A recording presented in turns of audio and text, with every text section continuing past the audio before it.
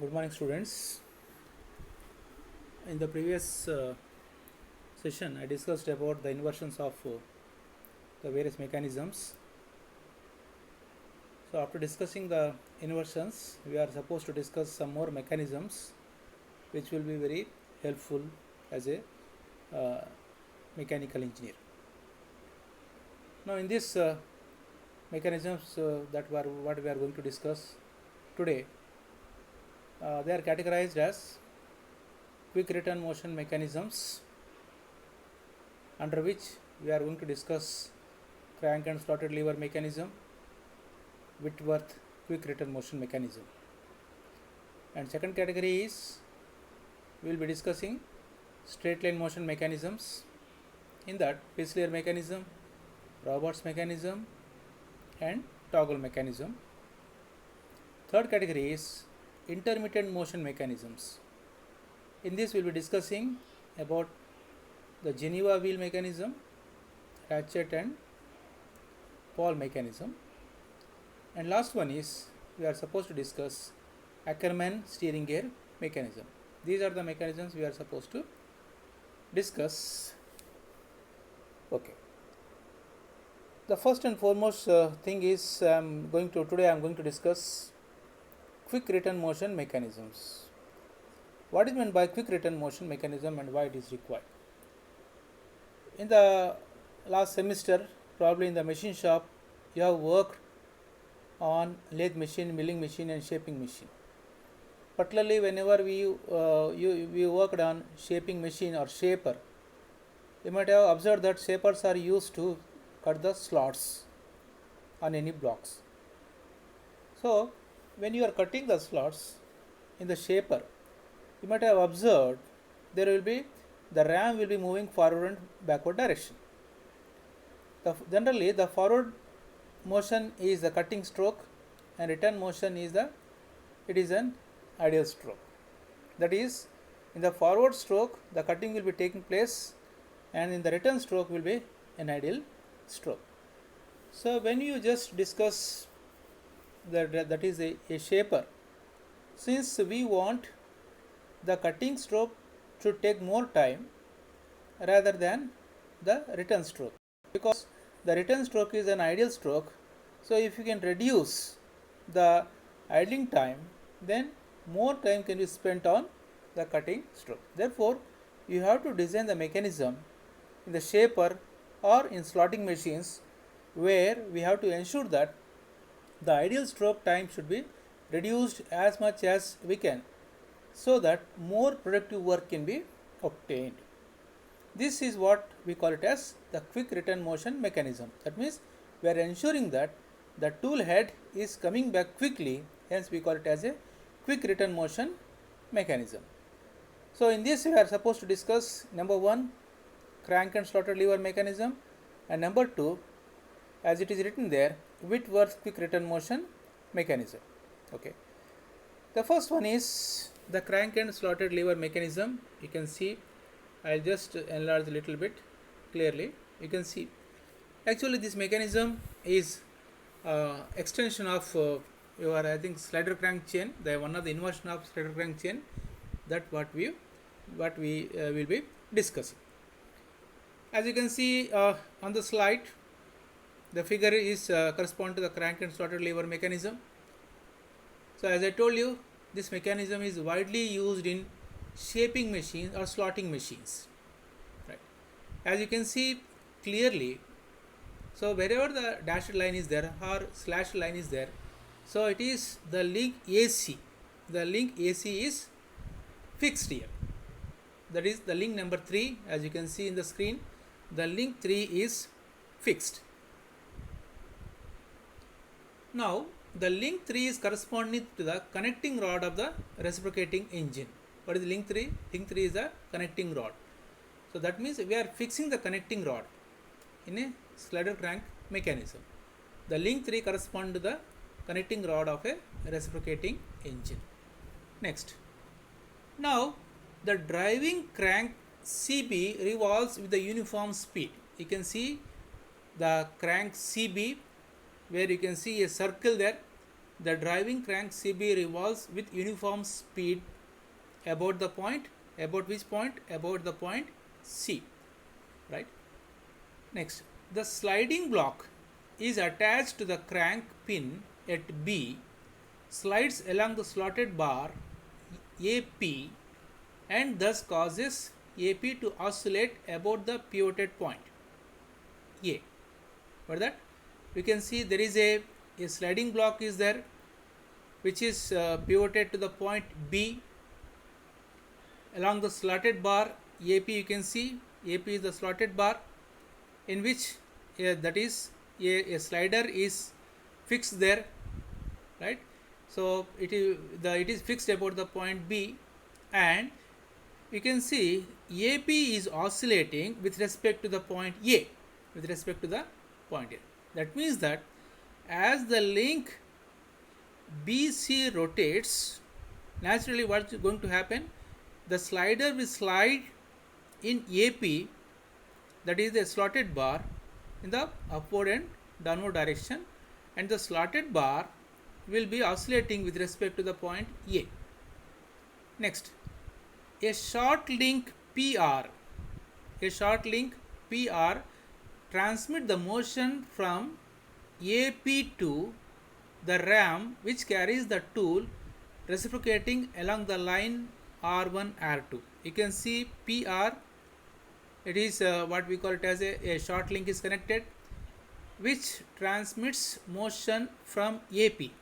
AP will be oscillating, and this oscillatory motion is transformed to whom?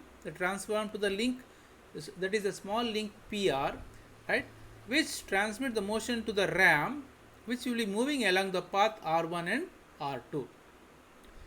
The line of stroke of the ram is perpendicular to the AC produced. So if you produce the line AC, extend the line AC, the movement of the ram R1 R2 is perpendicular to the, that is extended line AC, right? So in the extreme positions, that is AP1 and AP2, in the extreme positions of the slotted bar AP1 and AP2, which are tangential to the circle, and the cutting tool is at the end of the stroke. That means P1 is, the cutting tool will be at one end, and P2 will be at another end of the stroke, right? So if you observe this, the forward cutting stroke occurs when the crank rotates from the position CB1 to CB2. As you can see in the sketch, the forward cutting stroke occurs when the crank rotates from the position CB1 to CB2 through an angle beta in the clockwise direction. And similarly, the return stroke occurs when the crank rotates from CB2 to CB1 through an angle alpha in the clockwise direction, right? So you can see this, the forward cutting stroke is from CB1 to CB2, and the return stroke is occurring CB2 to CB1.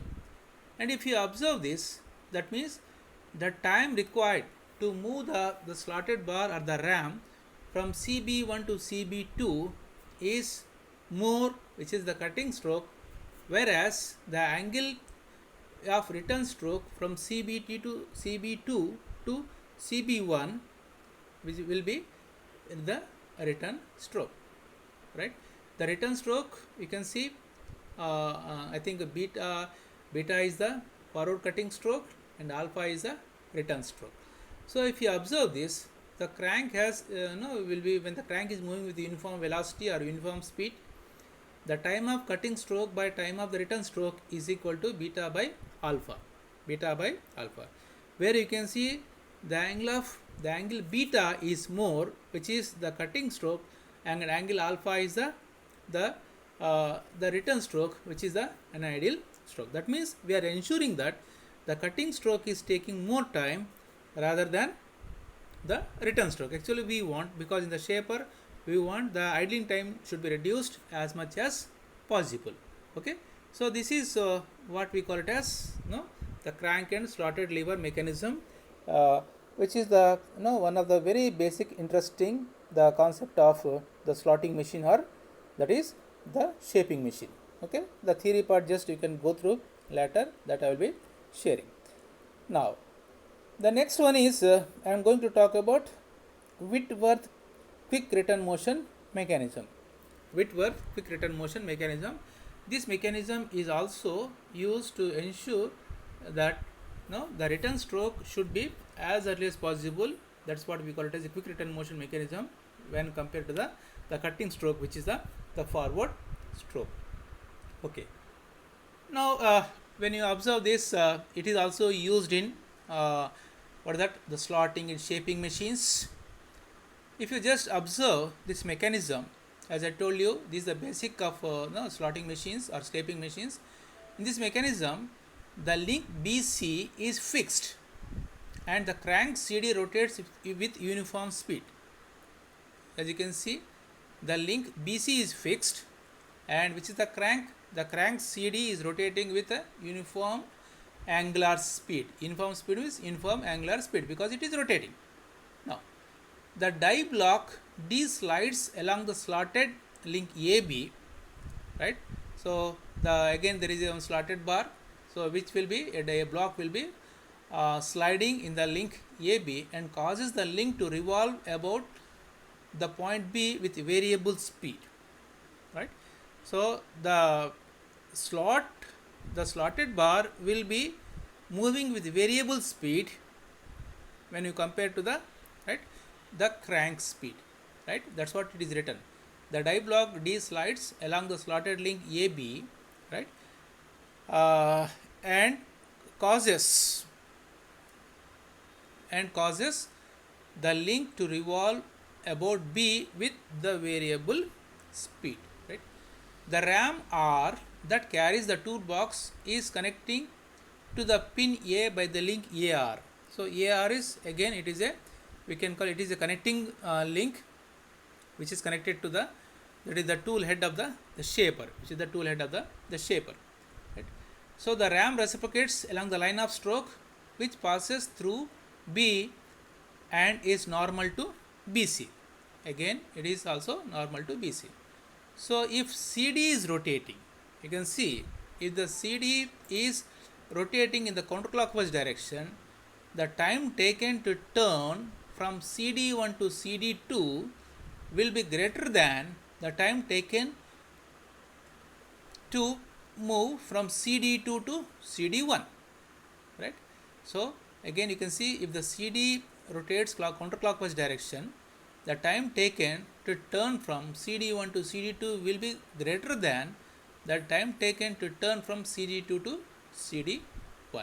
That means, so when the crank is, when the tool head is moving from CD1 to CD2, that means it is a cutting stroke, and from CD2 to CD1 it is a return stroke. That means here also we are ensuring that the cutting time is taking more time rather than the return stroke or the idling stroke. So therefore the movement of the arm from left to right is the cutting stroke, which is taking more time, and the return stroke is coming as early as possible. So in this mechanism, quick return motion mechanism is used to reduce the idling time of the machine, because the idling time is very, very important. Whenever we talk about the shop floors, for example, if you are saving even 1 second for any slotting machine or shaping machine, for example, in big industries, if we have some 10 to 15 the slotting machines or shaping machines, for each machine if you are saving, if you have the 10 machines, that means you are saving 10 seconds at a time, so that when you save the time, the productivity can be increased. When the productivity is increased, naturally what is going to happen? The company will be in the profit. Therefore, so in the industries, even 1 minute also, 1 second also very, very important. So we have to be very careful. So these mechanisms are very, very important. So in this class we discussed that is the first one we discussed the crank and slotted lever mechanism and Whitworth quick return motion mechanism. So these are the two very, very important mechanisms. So as far as the subject point of view is concerned, I think you have understood. Okay. So in the probably next class I will continue the next mechanisms. Thank you.